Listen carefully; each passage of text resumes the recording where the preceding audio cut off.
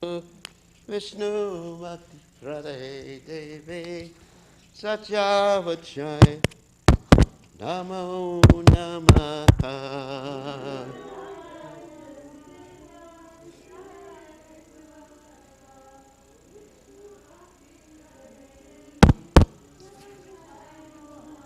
Jai Tulsi Maharani Ki Jai.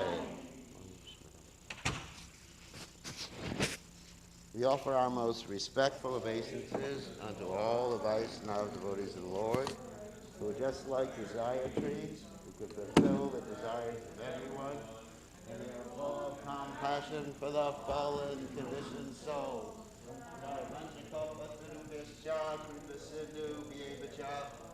Patitanam Pavanebhyo Vaishnavebhyo Namo Namaha.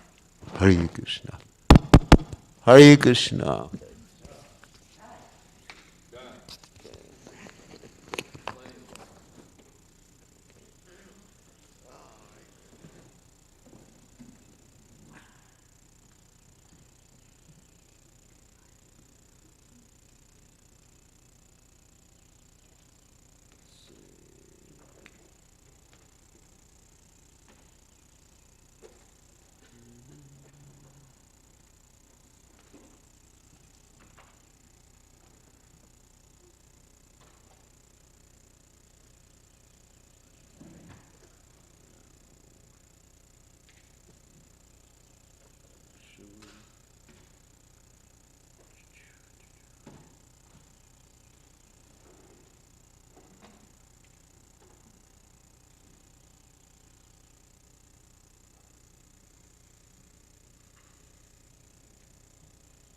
Hare Krishna, Hare Krishna.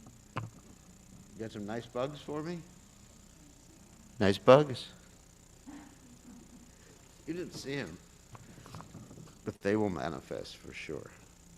Okay. They're there waiting to take shelter. Hare Krishna. Hare Krishna. Okay, that's good. You got some nice bugs for me? Hare Krishna. Everyone gets a chance to hear about the bugs. All right.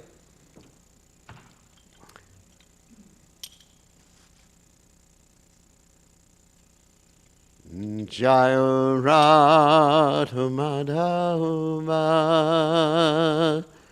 Kunja Bihari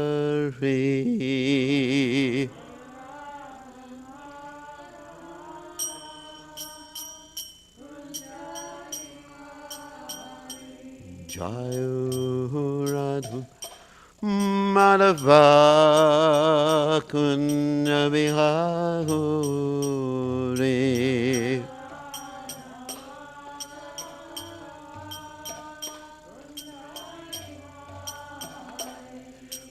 Gopijana Malaba Iri Badadari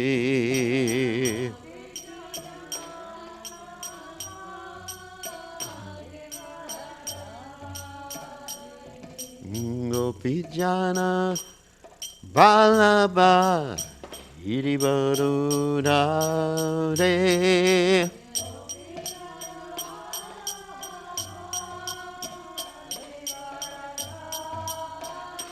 Yasudanandana Brajadana Ranjana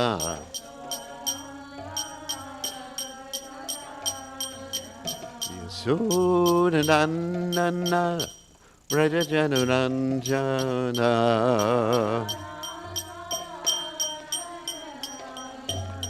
Yamuna Tirabhana Chagure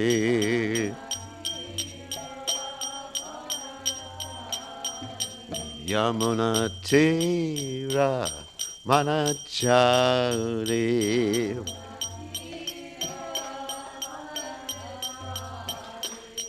Jai Hurada Madhura Kunjabeyari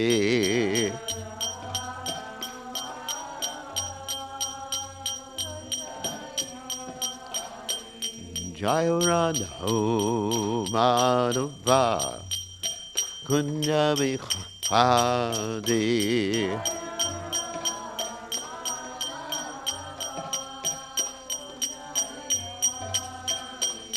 Gopidana Palava Girivarud Hari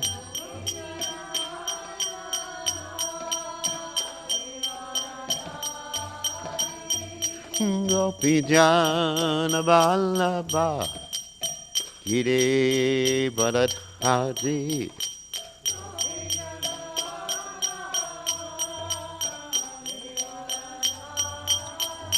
Yasudanandana Brajajana Ranjana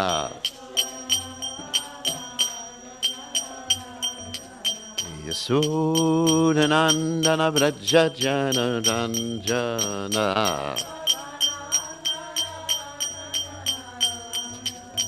Yamuna Tira Vanachari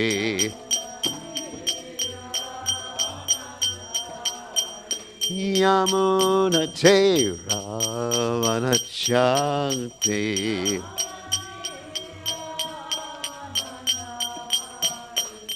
Jai Radha Madhova Kunja Behati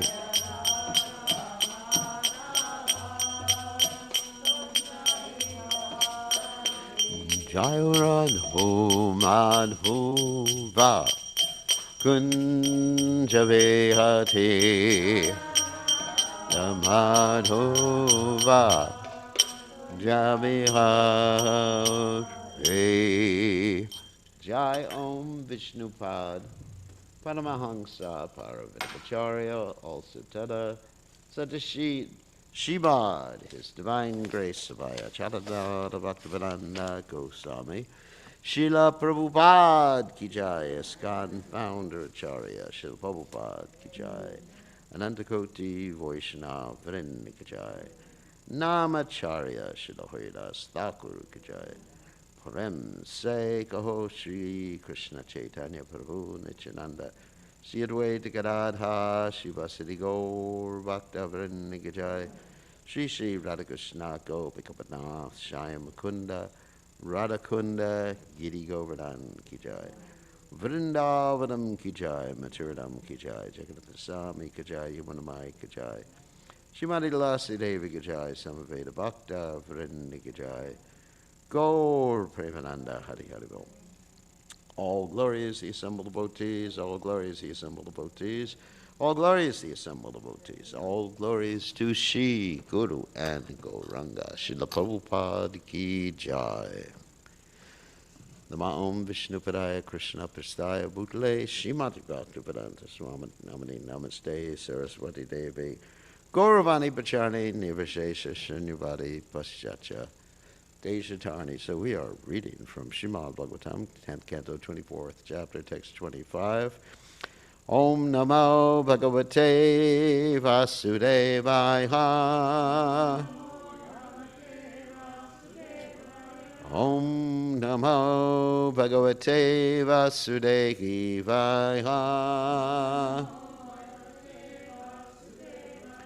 Om Namo Bhagavate Vasudevaya.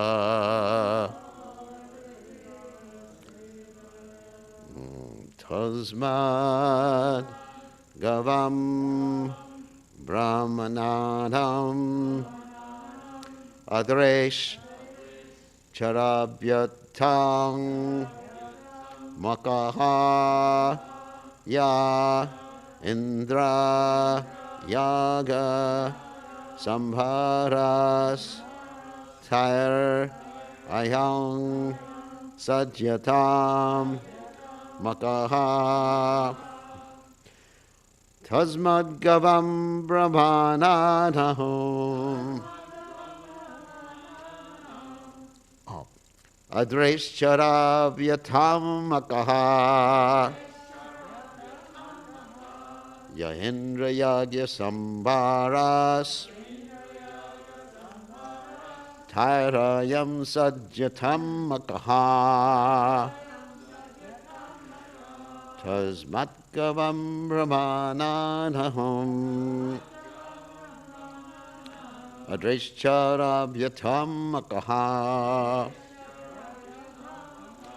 yaindrayaga sambharas Tairayam sajyatam makaha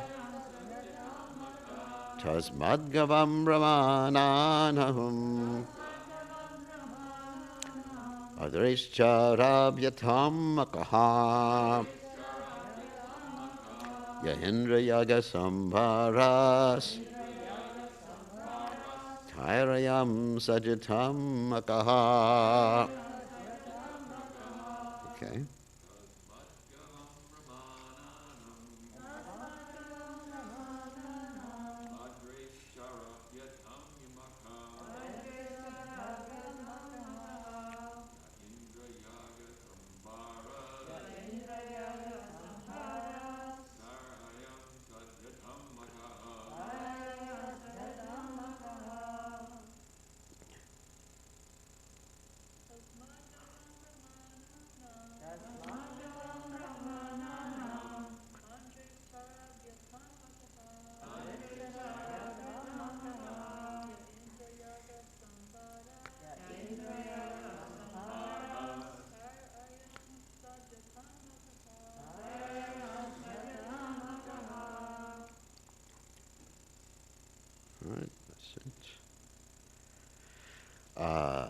Tasmat, therefore, Gavam, of the cows, Brahmananam, of the brahmanas, Adrahe, and of the hill Govardhana, Cha, also, Arabhyatam, let it begin, Makaha, the sacrifice, yea, which? Indra Yaga, for the sacrifice to Indra. Sambharaha, the ingredients. Tahi, by them. Ayam, this. Sajyatam, may it be carried out. Makaha, the sacrifice. Therefore, may a sacrifice for the pleasure of the cows, the brahmanas, and Govardhan Hill begin with all the paraphernalia collected for worshipping Indra. Let this sacrifice be performed instead.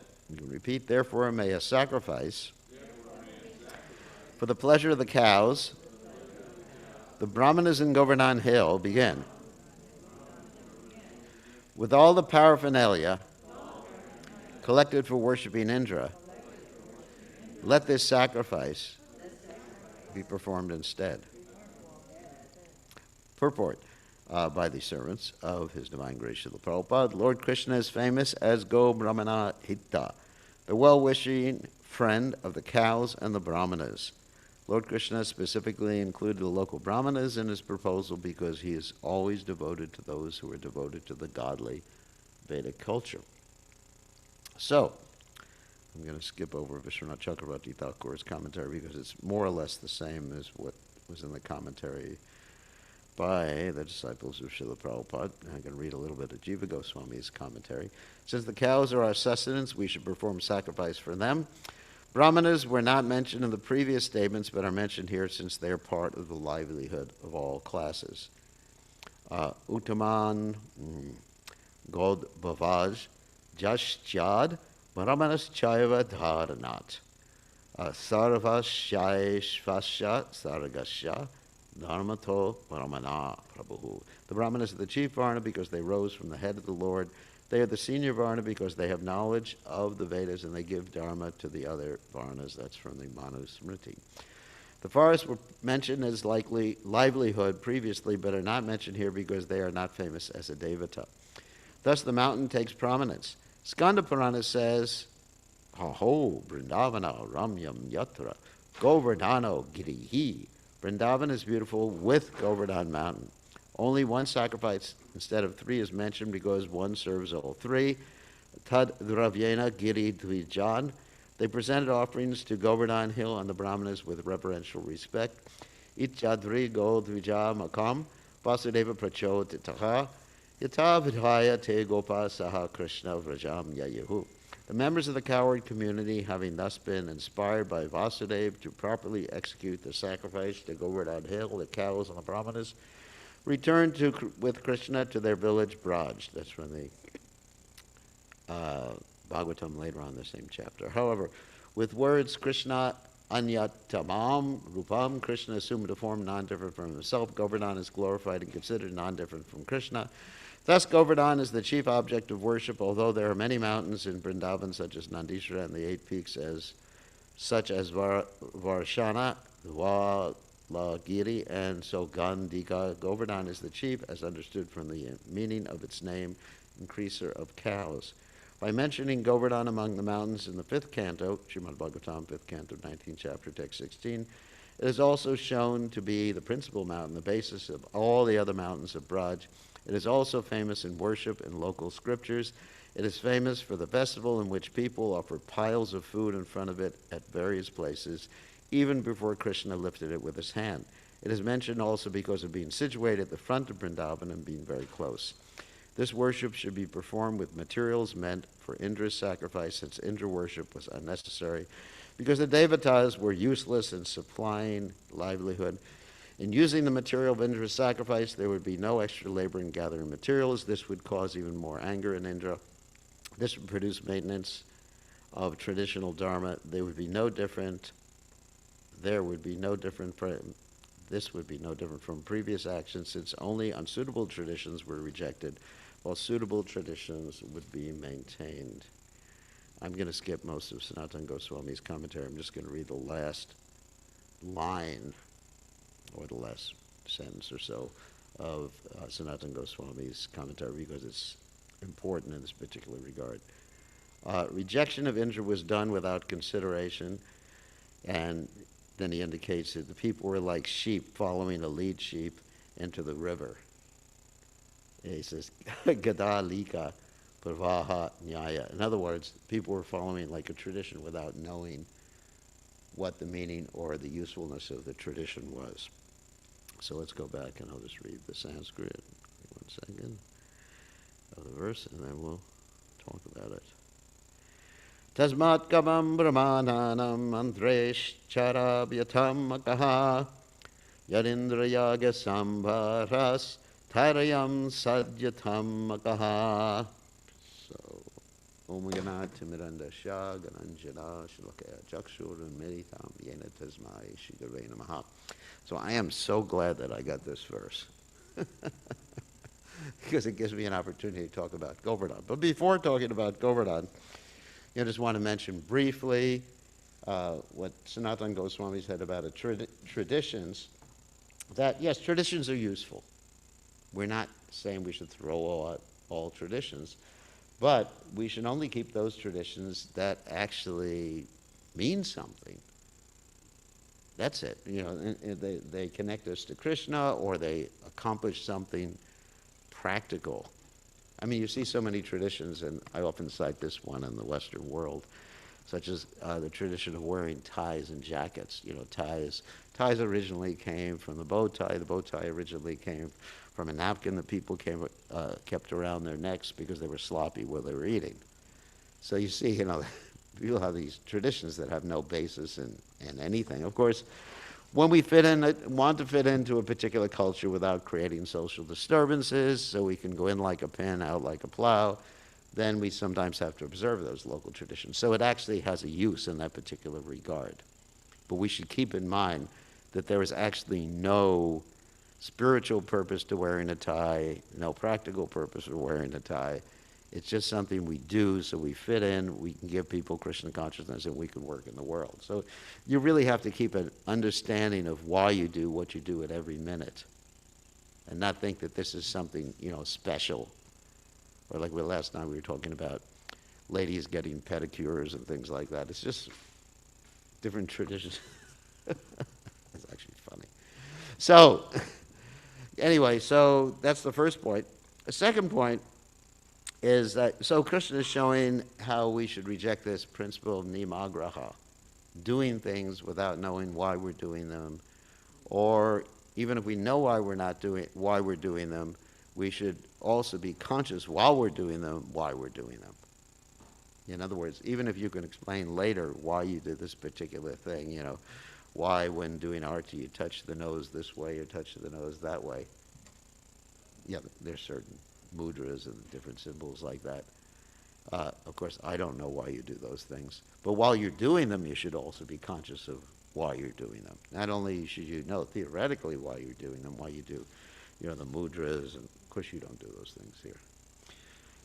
But you should know. It's not just like some fancy hand symbols or something like that. It's the incarnations of the Supreme Personality. Got it, like karma and stuff like that. Anyway, that's one point. So then the question arises, why does Krishna pick Brahmins, cows, and Govardhan? And of course, Brahmins and cows, it's pretty easy to understand, right? Because the Brahmanas, they're the head of society. You understand Varnashram, they're an intelligent class. A body without a head, well, it's pretty stupid, to say the least. I mean, you can't have a body without the head. It's the most important part of the body, although other parts of the body are actually extremely important too, legs and arms, like Kshatriyas, the arms, the Vaishyas, good old belly, and the Shudras, the legs. I mean, they're all really important, but without the head, none of them have any importance. So Krishna here is stressing the importance of the Brahmanas. Also, if you take the direct literal meaning of the word Brahmana, it means one who knows Brahman. So in other words, a Brahman, a real Brahman, whether he is a Krishna conscious Brahman or just like trying for spirituality in some other way, is directing society towards its ultimate goal. Because otherwise, society has no goal or no reason for doing anything. For example, in society, you have ethical principles, moral principles, and unless you know what the goal of life is, then moral principles, ethical principles become simply relative, isn't it? It's just relative. Why is this right? Why is this wrong? If we don't know that ultimately we're spirit souls and there's the law of karma, and ultimately we're supposed to go back to Godhead. Not really offering. So ultimately we know we're supposed to go back to Godhead, what the purpose of life is. Then actually moral principles, ethical principles, even legal, laws become just like really relative. Right? I mean, it's just, why not have an abortion, for example? What's wrong with it? If you don't know that you're not the body, if you don't know the karmic reaction, you don't know that the living entity is there, you don't know that there's a soul and someone experiencing pain, then, what's the difference? Like if you take the scientific approach and you say that, everything is matter, and it doesn't really matter, when you're dead, and it doesn't matter what happened before, because once you're dead, it's over, and your consciousness is simply an epiphenomena of matter. It's just an illusion. You're not really conscious. Try to convince someone of that. It's interesting, you go to a scientist who has this particular philosophy, and try to convince him he's not really conscious. He's just a machine. He said, well, that's what we believe, but I'm not going to act like that or allow you to torture me because that will cause me pain. But I'll say to him, but you're not experiencing pain. It's simply a machine. How can you say your computer experiences pain? How can you say that your car experiences pain? Like that, my car experiences pain. Anyway, so really it's important to have Brahmins. Okay, and cows, why is it important to have cows? Well, they supply milk, and then of course you also got the bull, and the bull is able to plow the fields before you had tractors, and they fertilize the field and do so many wonderful things. And of course, the cow ultimately is very dear to Krishna. Krishna's land in the spiritual world is called Goloka, and Krishna is the Gopal. He's the coward boy. He loves cows. Cows also bring people to the mode of goodness. Like if you're ever really upset, go hug a cow. There's actually farms that charge people to hug cows. You can pay like $25 to go and hug a cow. Of course, you have to make sure the cow is tame. We had one cow here. His name was Gopal. No relationship to the Gopal we have here, but it just like to go up to him was like a rodeo. So that's a different thing like that. But it just puts you in the mode. Just having cows and seeing cows, and touching the cows, just like puts you in the mode of goodness and pacifies the mind. So that also helps bring one to the higher understanding, and it's part of Brahminical culture. Anyway, there's so many reasons. And milk also enables you, I know I don't take milk, but there's another reason, enables you to develop a finer brain tissue, which Srila Prabhupada said lead to self-realization. And if you don't take milk, then you should take some supplements that actually give you the things that milk has in different forms, if somehow or other you don't take milk. But, it's an essential ingredient in Vedic culture. And the sages, you can see the sages who were so brilliant, they were some of them were just drinking milk or just taking a pat of butter or some buttermilk every day, which is called chach in India.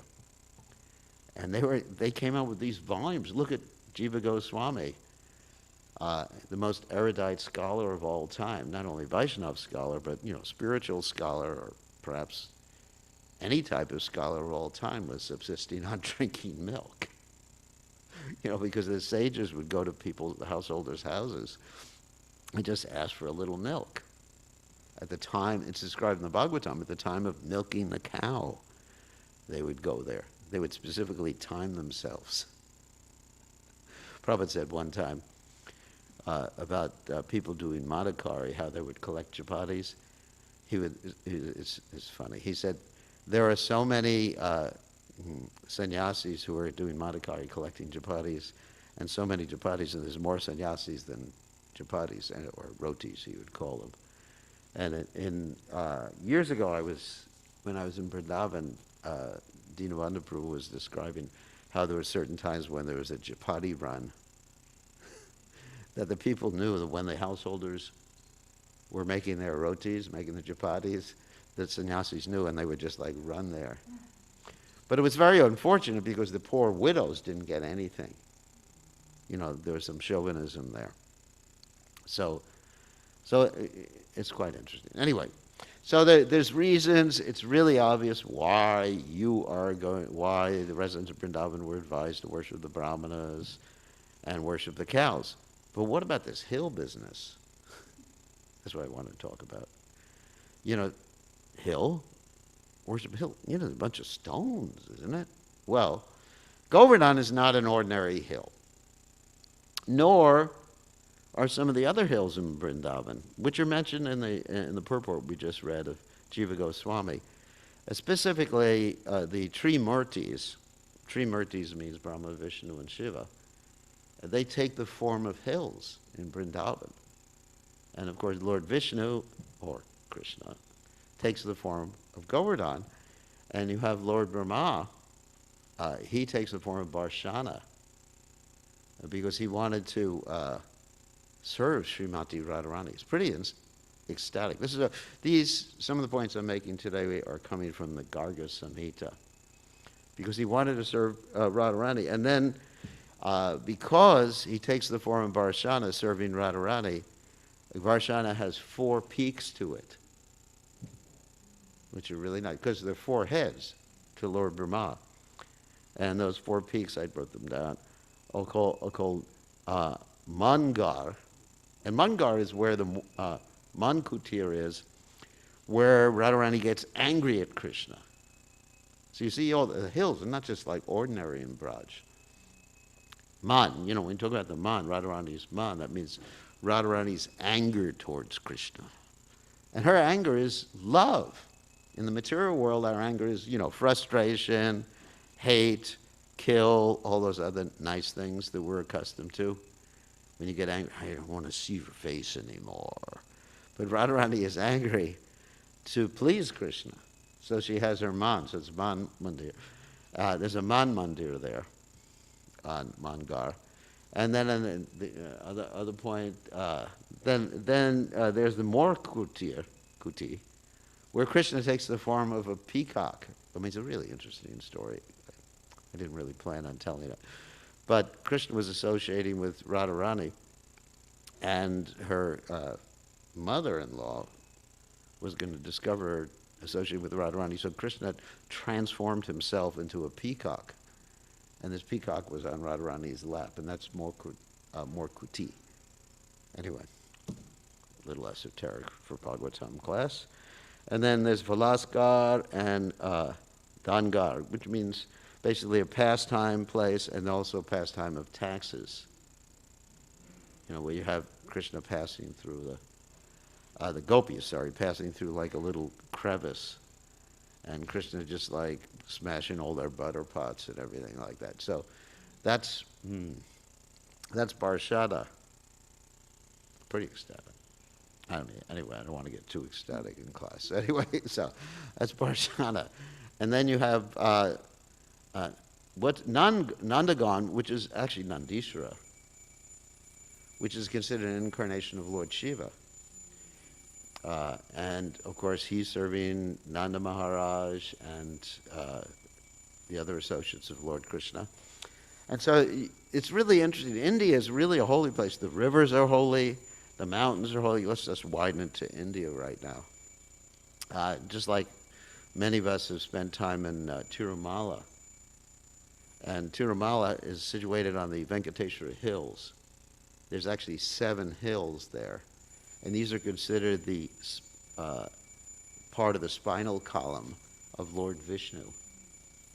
At a particular point, the Christians, the Muslims were actually making some protest that they should also have temples on one of the hills. Of course, that was denied, thank God, on Lord Vishnu's spine, you know. So anyway, so let's talk about Govardhan right now, because Govardhan is very special. And, you know, just seeing that I was doing this verse today just became ecstatic because, you know, Govardhan is my favorite topic. And so I'm going to be speaking a little bit from the Garga Samhita. So why is Govardhan special? What is Govardhan? What is the ontological position of Govardhan? I mean, oftentimes we hear Govardhan is described as Haridas Varya. That means the best servant of Hari. And other times we see Govardhan described as Hari, you know, Krishna, non-different than Krishna. And of course, in the Bhagavatam, he's generally described as non-different from Krishna. So what is his ontological position? And so the Garga Samhita describes the origin of Govardhan in the spiritual world. Because, you know, when you talk about origin, all right, it's not like a time-based thing when you're talking about the spiritual world. The spiritual world, there's no time. It's not. It's something that's always going on. And how to understand that with our little tiny time-based minds, I don't know how. You know, when you could say the constant present. I mean, of course, you know, hopefully I'm always present. I mean, in imitation of that, sometimes drug people write this book like Be Here Now or something like that. But anyway, so it's a constant presence. But there's still a flow of events, but it's not time-bound. How is that? You'll have to go there and see. So anyway, so here's Govardhan's ontological position, and this is pretty ecstatic. So Krishna is talking to Radharani and talking about the beautiful parts of her body, her thighs in particular. So don't project your mundane conception on this, you know, that's, you know, just like someone's lusting after someone else, because her body is steeped in love of Krishna, and Krishna is steeped in love of Radharani. So Radharani is asking Krishna for an arena for the nectar dance, you know, rasa nectar dance. Radharani is requesting Krishna. And Krishna just basically says, this is a story told by Narada Muni in the Garga Samhita. Krishna basically says, okay, so be it. And then he starts to meditate, and he looks inside his heart. Such an ecstatic story. And as everyone watched, Krishna's love in a form of fire and water just like manifests from his heart. And it falls into the ground near the rasa dance circle, and it grows into giant mountain with many caves. So in other words, Krishna's love, I just want to reiterate what I just said in case you didn't get it. Krishna's love for Radharani manifests as Govardhan Hill. Has everybody got that? So this is really important, who Govardhan Hill is. So it's described that, there were beautiful vines, kadamba, bakula, silk trees, and everything like that. But there was a problem. Because Krishna's love for Radharani is what? Anyone know? Unlimited. So Govardhan begins to expand. I mean, even, there's a material calculation here, but actually, in the spiritual world, there's no material calculation, but it's just to help us understand, because we're here. 800,000 miles, 8 billion miles long. It became like another Ananta Shesh. And it grew and grew and grew, and even Goloka Vrindavan, which is a person too, became filled with fear that this Govardhan was going to take over everything. In other words, the love that Krishna feels for Radharani was going to envelop everything, which it has in Goloka. So they asked Krishna, you better stop Govardhan. So Krishna slaps Govardhan, and then Krishna says to Radharani, let's enjoy this Govardhan. And Govardhan has many different parts to it where Radha and Krishna enjoy and have different pastimes. Some of you have seen the painting I have in my house about the different pastimes of Radha and Krishna that occur around Govardhan. There's tax pastimes, like there's Dangati, which is the path over Govardhan where Krishna extracts the taxes. There's a place where Radha and Krishna look at each other and they melt with love of each other into the ponds as love of each other. It's at the tail of Govardhan. Of course, what to speak of Radhakund and Shaimakund, the Manasa Ganga in the center of Govardhan. I mean, all these different places are eternal places. Of course, they're manifest on the earth planet, but they're actually manifest in the spiritual world. What to speak of the different caves that are there at Govardhan that give places for Radha and Krishna to have that little private pastimes. So there's all these different caves. So Govardhan is just, because Govardhan is a manifestation of Krishna's love for Radharani, it becomes, he becomes a facilitator of their different pastimes. I mean, it's really difficult to understand this. So it's described in the Garga Samhita that at Govardhan are all the holy places. The holy place, every single holy place is contained at Govardhan. So that's Govardhan in the spiritual world. So what is Govardhan in the material world? So Govardhan, of course you can't say material world, because whenever Krishna or his associates appear, they bring the spiritual world with them, but in this world. So Govardhan in this world came because when Krishna decided to come down to this world, and again I'm using the word when he decided, which is kind of interesting, but there is a progression of pastimes. He says, Radharani, you have to come down too. And she said, I'm not going to that place. You know the story, like Radharani said, I don't want to see any of those rascals in that place. And then she's born blind. And then the first person she sees during her name-giving ceremony, when Krishna comes and she smells Krishna's scent, is Krishna, and then her eyes open up at that particular juncture. So the same thing, she says, I'm not going there unless, all the paraphernalia that we're enjoying here in the spiritual world is there. I want the Jamuna there, I want Govardhan there, and she goes through a whole list of different things that are there in the spiritual world. And Krishna says, okay, whatever you want, you get. Because she keeps Krishna wrapped around the pinky of her little finger, or the left hand, whatever. So Govardhan comes down as the son of Dronachala, which is another hill, is connected to another hill. But Govardhan doesn't appear in Vrindavan in the beginning. Govardhan is, in the hills, like the foothills of the Himalayas.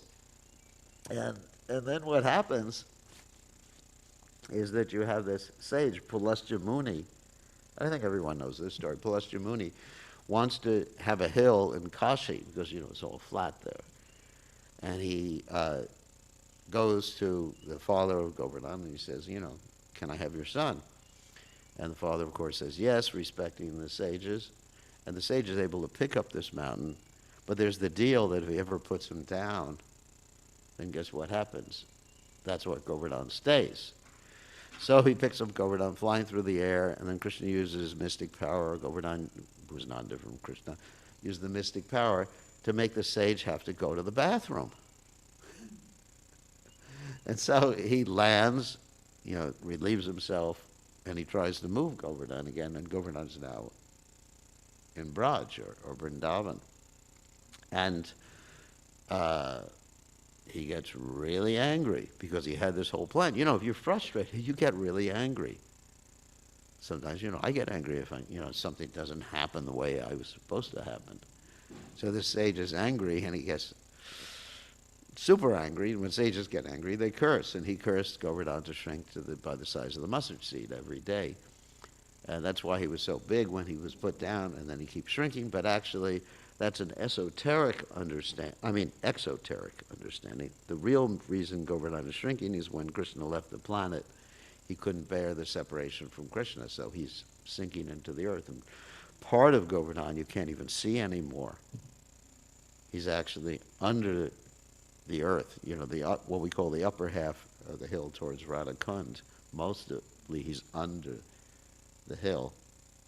And the other part, he's not that high as he used to be. And actually even today, even for the last few years since I've been visiting Govardhan, I've seen he starts going down a little bit like that.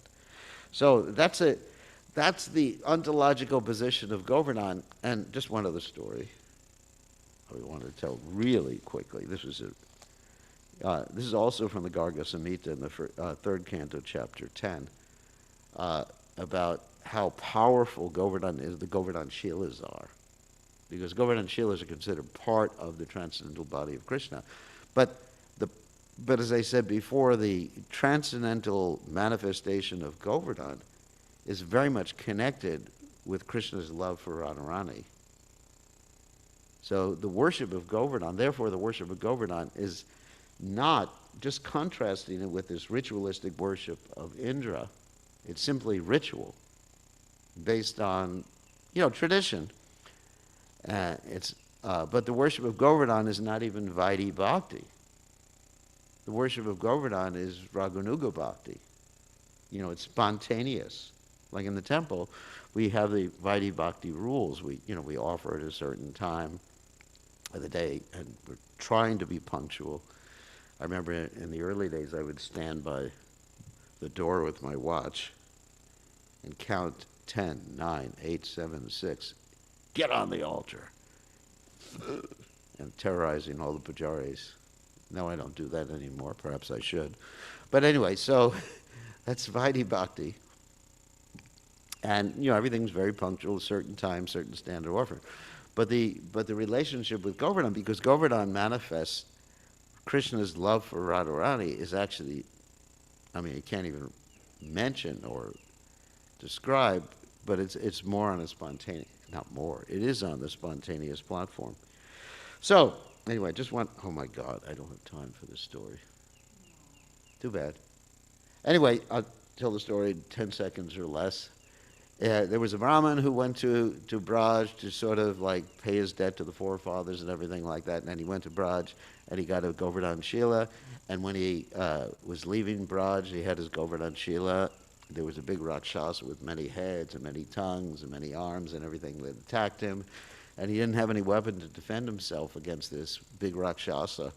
And he was just thinking, this is all I have. And he threw the Govardhan Shila at the Rakshasa.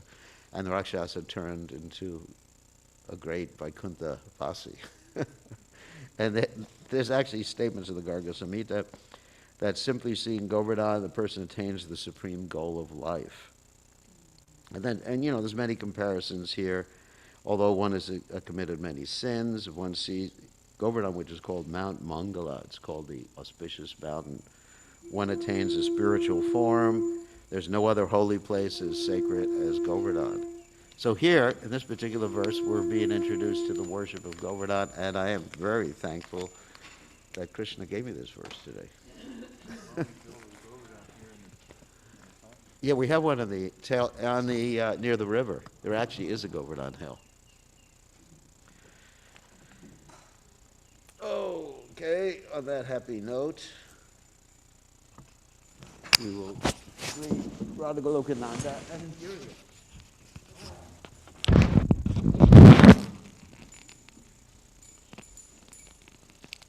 Jai Radha Golokananda. Bhajami Govindam Adipurusham Tamaham Bhajami Govindam Adipurusham Tamaham Bhajami Enam Kanvantam Aravindanalayatakam Marhamatam Samasitam Buddhasundarangam Kandar Agom Vikamaniya Vishesha Shobha Govindam Adipurusham Tamaham Bhajami Govindam Adipurusham Tamaham Bhajami Govindam Adipurusham Tamaham Bhajami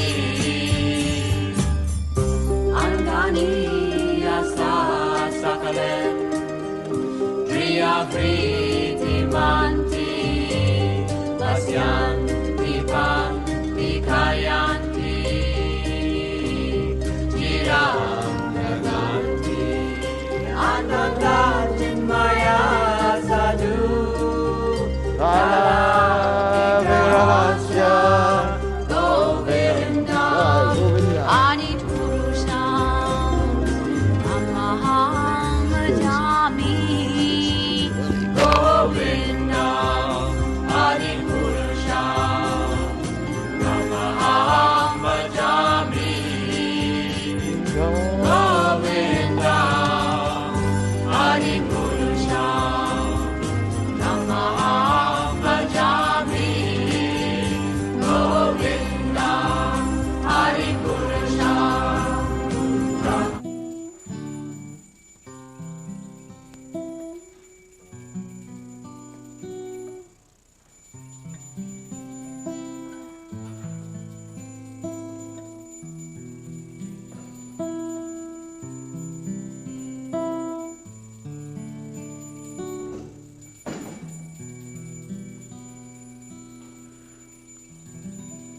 Radhe, Radhe, Govinda, Govinda, Radhe, Radhe, Radhe, Govinda, Govinda, Radhe.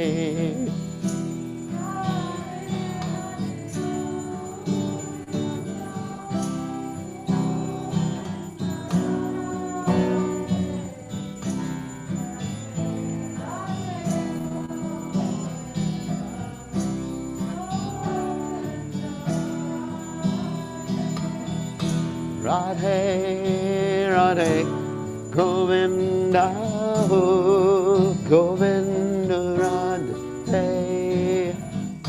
Radhe, Radhe, Govinda, Govinda, Radhe,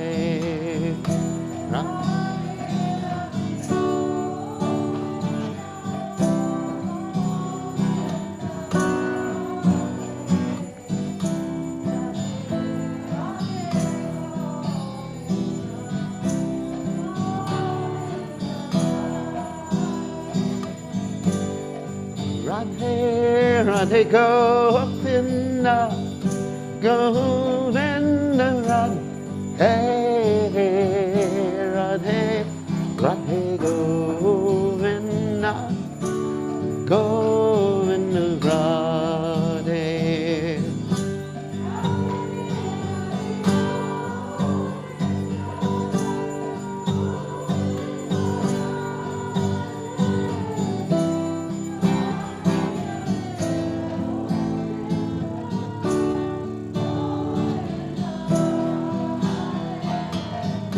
Radhe Radhe Govinda Govinda Radhe Radhe Radhe Govinda Govinda Radhe.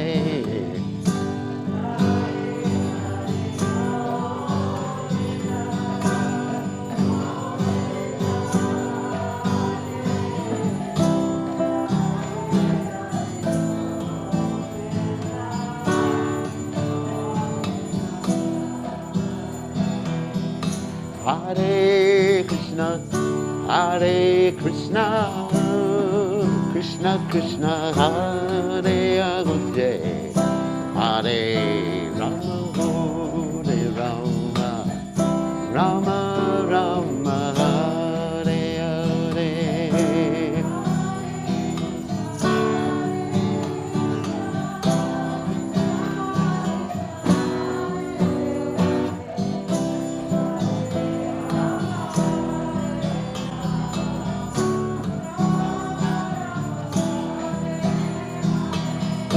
Hare Krishna, Hare Krishna, Krishna Krishna, Hare Hare, Hare Rama, Hare Rama, Rama Rama, Hare Hare.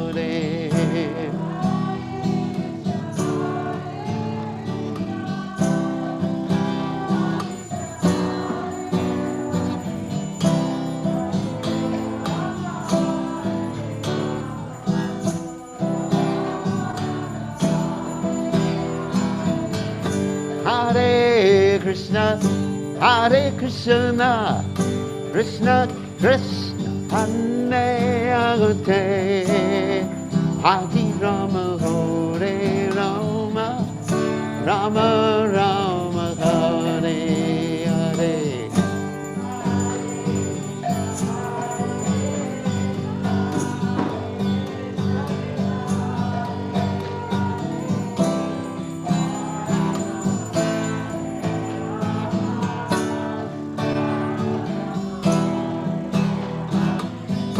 Hare Krishna, Hare Krishna, Krishna Krishna, Hare Hare, Hare Rama, Hare Rama, Rama Rama, Hare Hare.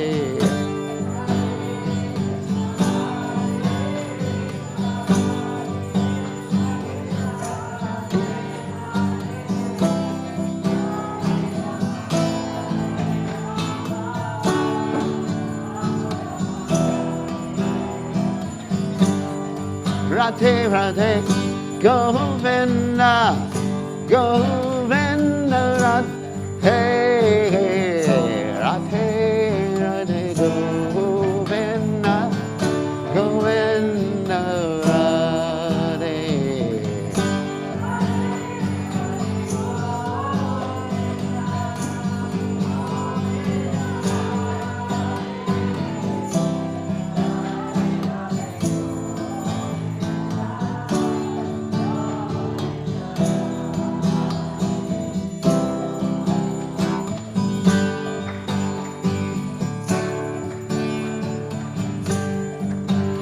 Hare Krishna, Hare Krishna, Krishna Krishna, Hare Hare, Hare Rama, Hare Rama, Rama Rama, Hare Hare.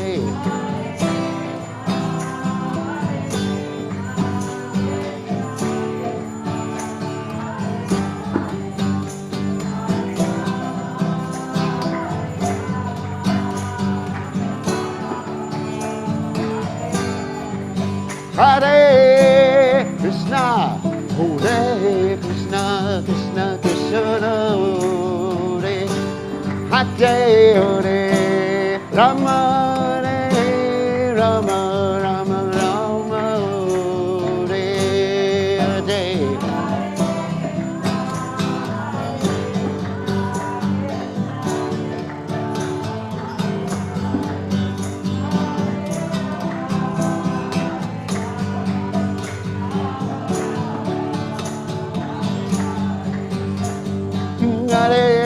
Hare Krishna, Krishna Krishna, Hare Hare, Hare Ram, Ram Ram, Hare Hare.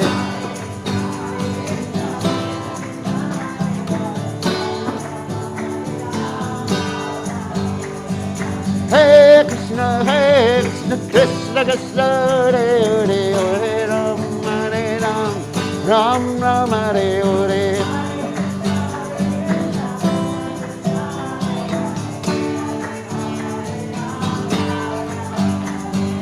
Hare Krishna, Krishna Krishna, Hare Hare, Hare Ram, Ram Ram, Hare Hare.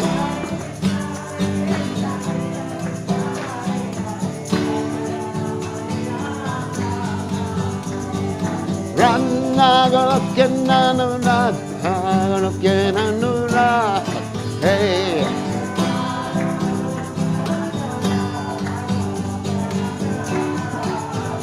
Jaya Radha, Golokena Nura, Golokena Nura, hey.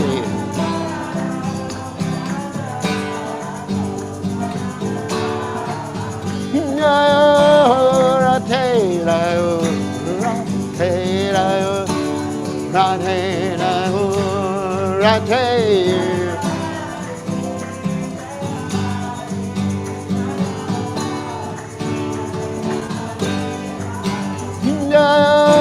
Radhe, Radhe, Radhe, Radhe, Jai Radhe, Jai Om Vishnupad, Panamahansa, Paravidikacharya, also Deda, Satashi, Shimad, His Divine Grace, Abhaya Chalananda, Bhaktivedanta Goswami, Srila Prabhupada Ki Jai, ISKCON Founder Acharya, Srila Prabhupada Ki Jai, Ananta Koti, Vaishnav Vrinda Ki Jai, Namacharya, Srila Haridas Thakur Ki Jai, Prem Se Kaho, Shri Krishna Chaitanya,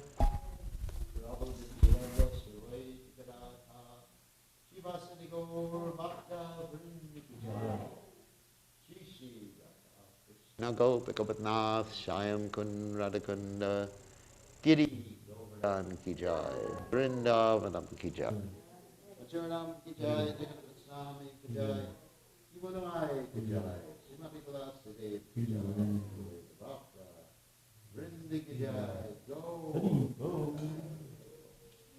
All glories to Samabhutis, all glories to Samabhutis, all glories to Samabhutis, all glories to Shri Guru and Gauranga, Srila Prabhupada Ki Jai.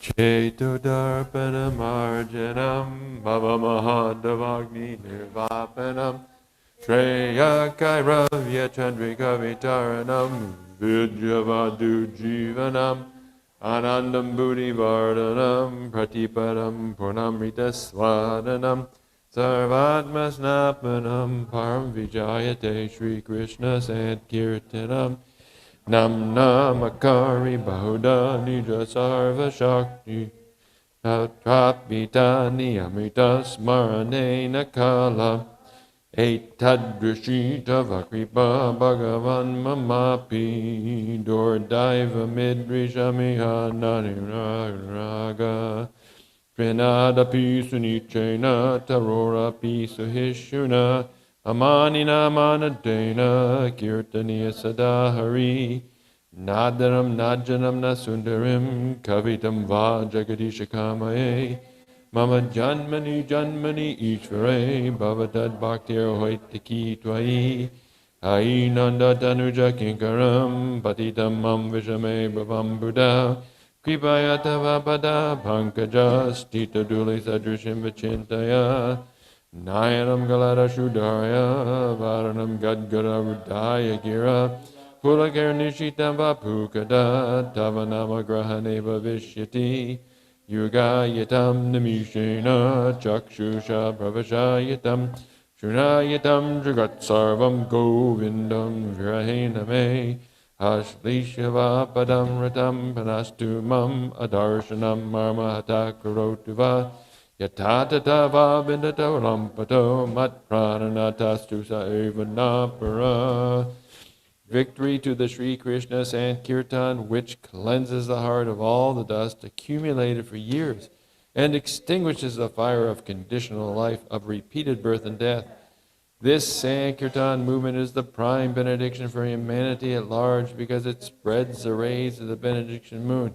It is the life of all transcendental knowledge. It increases the ocean of transcendental bliss and enables us to fully taste the nectar for which we are always anxious. O my Lord, congregational chant of your holy name alone.